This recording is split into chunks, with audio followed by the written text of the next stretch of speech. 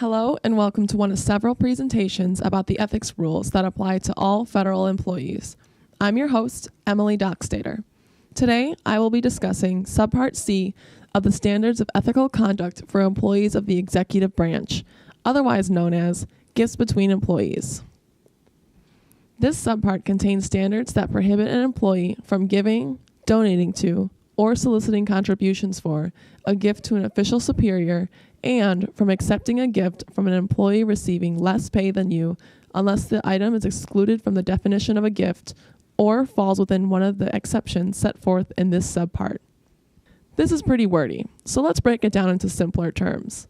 If you want to give a gift to an employee who is a lower level than you, that is permissible. However, you should not be giving employees lavish or luxurious gifts. This looks bad and might lead to an appearance of favoritism, but generally, it is permissible. Now, on the other hand, if a lesser paid employee than you wants to give you a gift, this is typically not okay.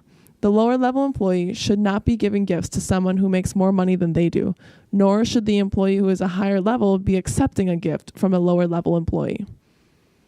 Here's a side-by-side of generally permissible behavior. Remember, as a supervisor or higher paid employee, you can generally give gifts to lesser paid employees so long as they are reasonable. As a lesser paid employee, you should not be giving gifts to colleagues who receive higher pay than you. As a higher level employee or supervisor, you should also not be accepting gifts from employees paid less than you unless there is no subordinate supervisor relationship and there's a personal relationship to justify the gift. Remember that as a supervisor or higher paid employee, you hold the responsibility and will be more scrutinized for accepting an improper gift from a lesser paid employee. But of course, there are some exceptions to the gifts between employees regulation. The first exception is if gifts are given on an occasional basis, including any occasion on which gifts are traditionally given or exchanged.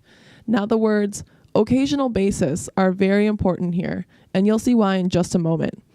Some examples of occasional basis may include personal hospitality provided at a residence. For example, a supervisor may send her subordinates an invite to a dinner party hosted at her house.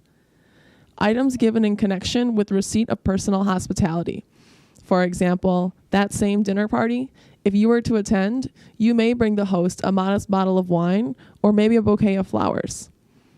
Some other examples within this exception are food and refreshments to be shared in the office. Say your GS7 colleague made too many hot dogs at their cookout. He or she could bring those to be shared with their colleagues. And lastly, items other than cash, of course, worth a total of $10 or less per occasion. For example, Regina went on vacation to Virginia Beach and brought her supervisor saltwater taffy valued at $8. This would be permissible because it is $10 or less, so long as she's not going on vacation and bringing her boss souvenirs every few months. Remember, this is on occasional basis. If any of these exceptions happen too often, it is no longer occasional and you should not accept. Next, the second exception states that appropriate gifts may be given to supervisors on special and frequent occasions. Note that this exception is special and frequent occasions is completely unrelated to the previous occasional basis exception. One example of a special and frequent occasion may be in the recognition of an event of personal significance, such as a marriage or birth of a child. Another example is if there is a termination of the supervisor-subordinate relationship, such as a retirement. Now, if the higher paid employee gets promoted within the same agency, just because they're not your direct supervisor does not mean that the supervisor-subordinate relationship is terminated. It's still present. It would be terminated, for example, if they are retiring or if they got promoted to another agency. If you work in two separate agencies, then you no longer have the supervisor-subordinate relationship. Those are the general rules and exceptions to the gift between employees regulation.